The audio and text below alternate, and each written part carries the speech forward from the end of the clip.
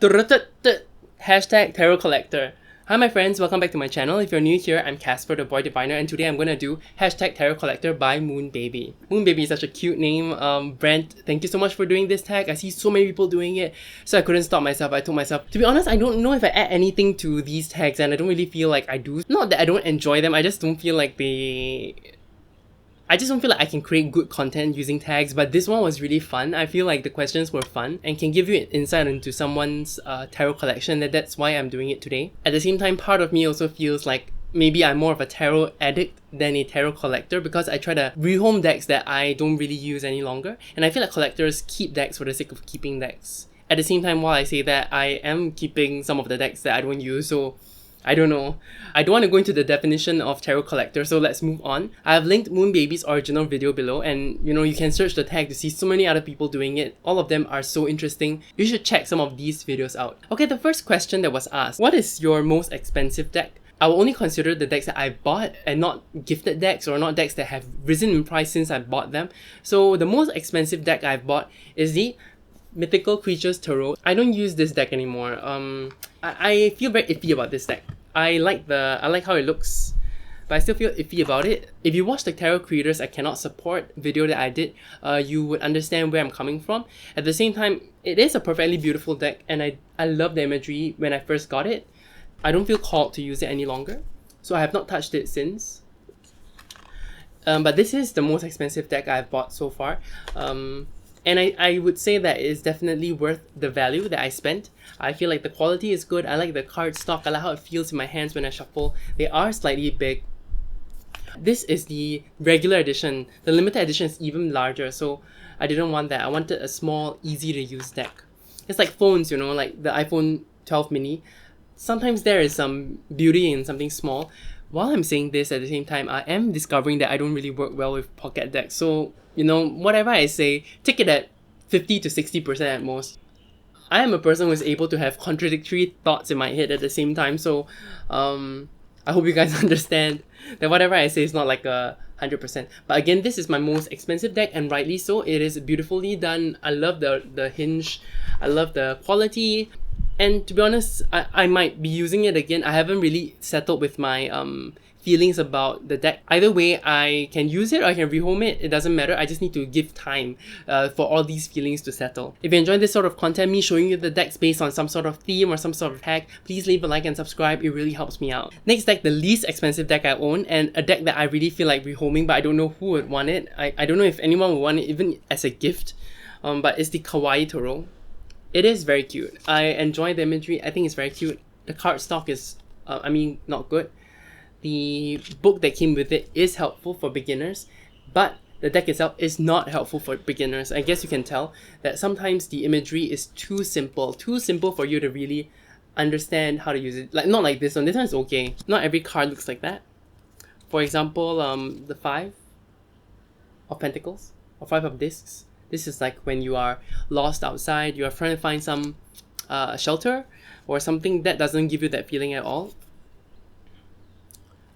But apart from that, if you are a good tarot reader, already experienced one, and you wanted something cute to add to your collection, I think this one is not too bad. It's cheap. It is cheap. I feel like it wouldn't break the bank to get this deck. And this goes again with how I feel about maybe pocket decks. I feel like it's maybe too small for me. Honestly, I don't know why I don't use this deck. I just don't. The cardstock, the size, and sadly to say this, but sometimes I do feel like prices do add to some sort of value that you have towards the deck. It sounds terrible, but maybe because you judge the value of what you got by how much you paid for it. And for me, I don't feel like this feels like one of the top decks in my collection, but primarily the cardstock. So I don't mind paying something more, getting a bigger size and a better cardstock. And similar art. Now I'm a more experienced tarot reader, so I'll be able to read this better. I got this when I was much earlier in my journey, so maybe that's why I have this little stigma towards reading it, just because I found it so hard at the beginning. Okay, the third question. The deck other collectors want to steal from your collection. Okay, I don't know. Honestly, I don't know. I thought long and hard about it, and there were two that I came down to: the Personal Space Tarot, which I think might be still OOP, and the Persephone Tarot, which I think is definitely OOP. So I'm going to show you my Persephone Tarot first edition. When I showed this in my tarot decks I want to let go, I think a lot of people reached out for this deck, but I changed my mind in the end. Part of it is because I feel like the quality of the deck, how I've used it and mistreated it, is not saleable. I feel like no one would be happy with this condition, and I don't want to let go at such a low price despite its condition, you know what I'm saying? But I really, every time I see this deck, I want to use it again, and then I don't. I do use it. I still enjoy it. Every single time I use it, I enjoy the imagery. I just have so many decks in my collection, and I feel like this one would be quite popular with people who are interested in collecting Greek theme decks. And this is OP. This is the black edition, the first edition, where the later ones she released were more expensive, but they were matte. They were white, black, and red, which I really enjoy, a color combination I really enjoy. So I also wanted the newer version. I do feel like this would be one of the top picks that people would want from my collection, and people would take for. I'm not sure. Let me know what you think. Regardless, this is the deck I enjoy, and I enjoy having it. So I can honestly say, I don't think I'm letting this one go anytime soon. I am happy just keeping it in my collection and looking at it once in a while. And using it once in a while, not only just looking, but using it. Okay, my strangest deck. I have a lot of strange decks, I feel, but they are popular strange decks. For example, the Triumphi de la Luna is interesting, popular strange deck. I also feel like another strange deck I own that is pretty popular is the Carnival at the End of the World. That is a strange deck that is really popular. But I'm going to show you the strangest one I feel. The one that really makes me confront my fears and my shadow. And it's actually the Algoliath Tarot. This one really feels strange to me, and it's not easy to confront, I would say. I have the second edition, and this was gifted to me. If you want to see a full walkthrough, you should see it in the description. No, you should see it in the cards up above somewhere. One of the corners. I always point at the wrong one. But this is a very confrontational deck. I would say it's confrontational, and it's strange. Some of the imagery, you know, it's strange to me. I feel like it's so deep. Look at this. The hidden wolf in sheep's clothing. But this is such an interesting interpretation and such a visceral drawing of it. So I would say this is the strangest deck in my collection. It is also pretty popular, I would say, but it is the strangest one I have. Look at that. Look at the Three of Swords. I don't know what else to say, you know. Even the other names that he has for them, like the Karmic Soul Tribe. This is a special one that is not in the standard tarot deck. And he gives like human characteristics to the animal sometimes. But it's so strange and interesting, I would say. Very shadow. This is the most shadow deck I have in my collection right now. And sometimes it is difficult to use because I don't want to face the shadow right now. I just want to hide. 2020 makes me want to hide.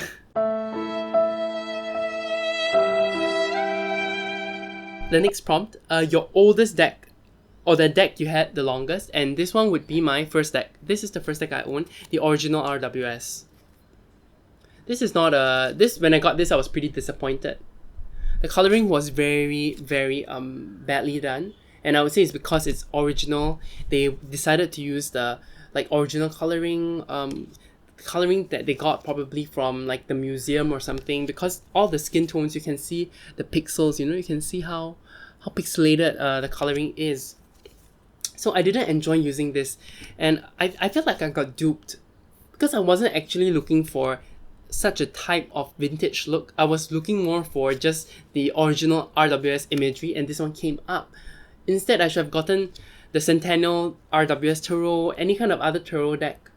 If you are new to the tarot, I beg you, don't get this one. Instead, maybe you should check out the CS Tarot, which I enjoy and I don't have. I hope to have it soon someday. I'm still saving up. But new decks keep coming into my collection. So, you know, I like the CS Tarot. I also have the Borderless RWS Tarot, which I think is perfectly usable and better than this one. But this is the oldest one I have, so I'm still keeping it more of a sentimental value, but you can tell that I barely use this deck.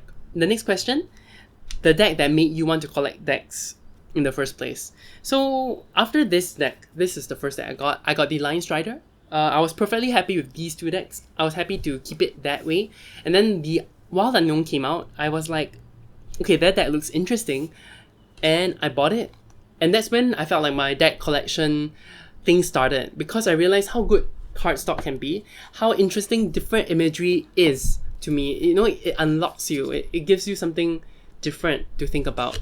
And that's why I decided, you know, even simple things like that. And the Hierophant really is one of the cards that made me want to get more decks.